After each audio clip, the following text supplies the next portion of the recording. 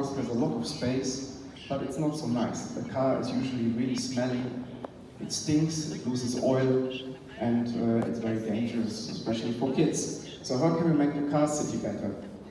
Well, I take you to The Hague. This is the government center in the Netherlands. And somewhere in the 1960s, they decided to build a motorway right through the medieval city center. They should have known better, but they still did it. So this kind of very beautiful situation turned into a car situation, not very nice. Or this beautiful harbor was actually turned into this. Richard Meyer building, also very nice. And so what we basically do together with the people in that neighborhood, a public participation project to bring the canals back and less cars. Very simple. And then of course the idea is that this car environment will become a much nicer environment and that there will be much more economy. And that's difficult to sell because often people say if the car is gone, then we earn less. The shops will not be happy and so on. But this is a master plan we did in Oslo, in Norway. It was the biggest master plan in the history of Norway, 360,000 square meters of mixed use. And the city was very worried that it would attract too much traffic and that there would be lots of traffic jams all around. So it took us a while to come to a conclusion and a solution for the problem. And it was a very simple solution which made all the buildings cheaper. Basically, we said, why don't we just not have any parking spots?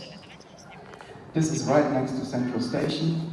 The old town doesn't have parking spots. Why do new buildings always need parking spots? You cannot do it everywhere, but here in the city center, maybe it's a good idea. So we basically created this master plan with 12,500 workplaces, 450 apartments, and only 20 parking spots.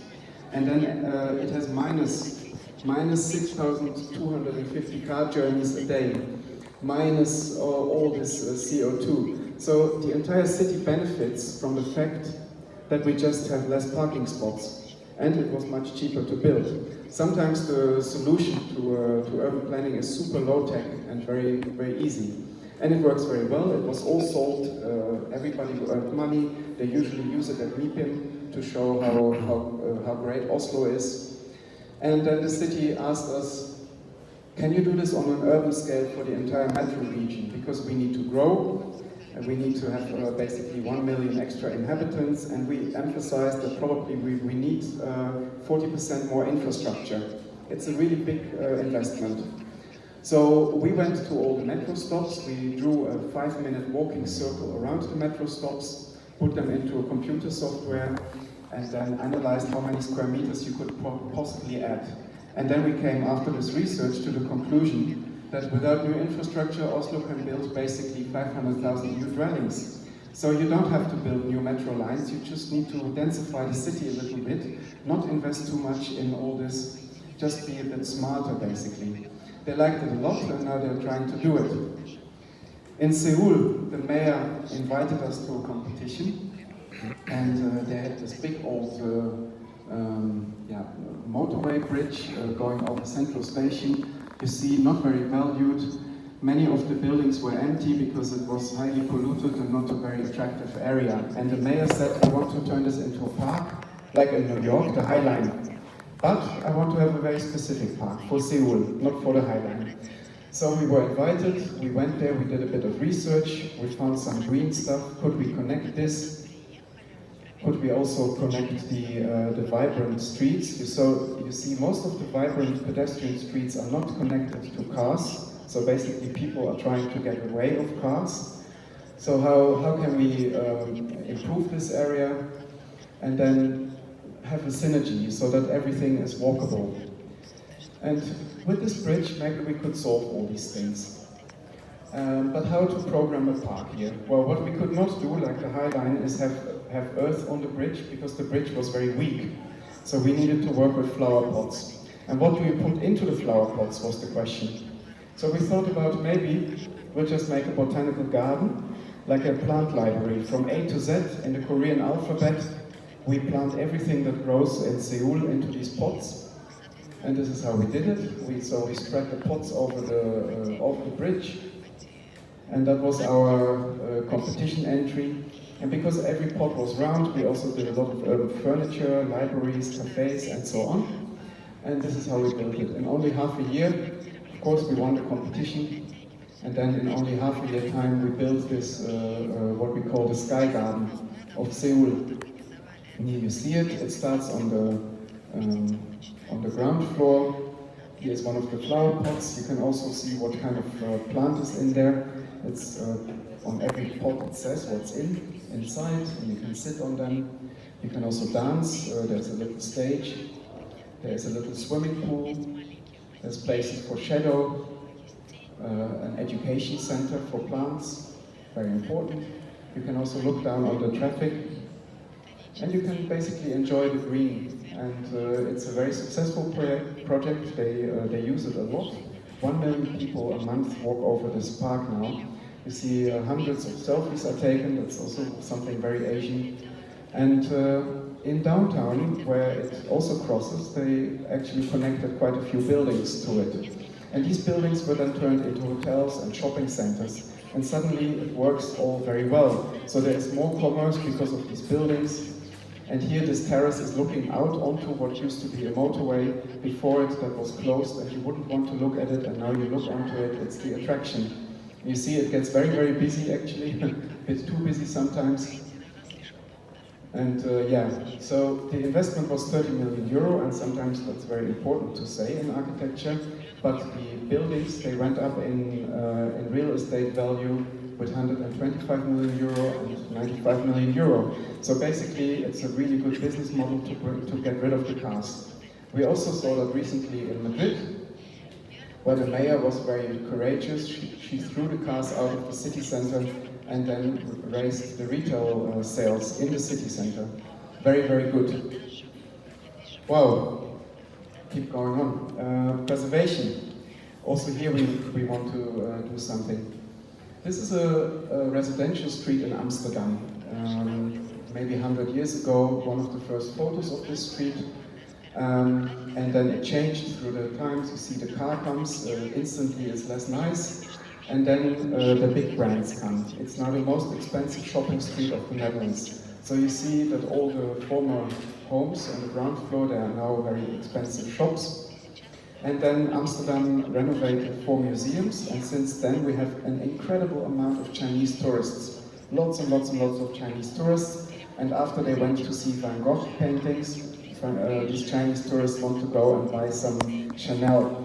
Okay, so the city is dreaming of having big flagship stores, but the problem is the buildings are too small. So our client had these 2 white buildings, and he was allowed by the city to remove them, which is quite special in the Netherlands, because normally we are very careful with our heritage. But they said, okay, he basically removed them, and then he had a problem because the aesthetical committee of the city did not allow anything to be built afterwards. So he came with one plan after the other, and the answer was always no. So then he came to us and he said, okay, I need a plan that is going through, that the city will agree to. And we said, why don't you build the same thing again? He said, yeah, it's too small. Okay, we'll stretch it. Okay, the shop window is too small. We make it in glass. What about this? They cannot be against it, can they? Well, so basically he loved it. Then we went to the city, we asked the city, can we build this? And the city said, oh, well, that's beautiful, but we have an urban regulation, it needs to be brick, like this. Client not happy, he said, yeah, my shop window is not big enough, and so on. So there was a problem. Then we looked into, is it really true what the city says, that it always needs to be brick? So we made a little research, and for example, they gave a permit for this building, and the brick percentage is only 36%. So we don't need to have a lot of brick, only 36%.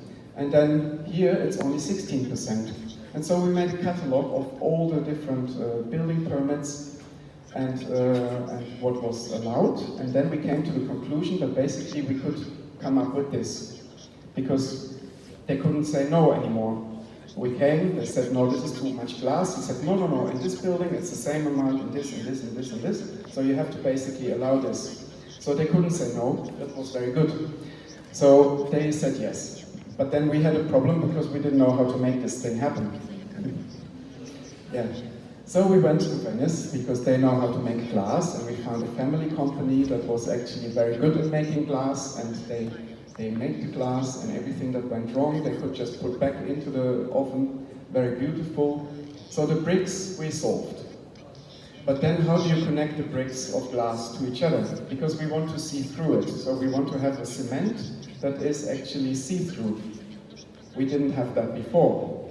So we tested lots of different things, and then, thank God, at the university they had this Bulgarian lady who was a specialist also in dental technique, and she found a dental glue that is transparent.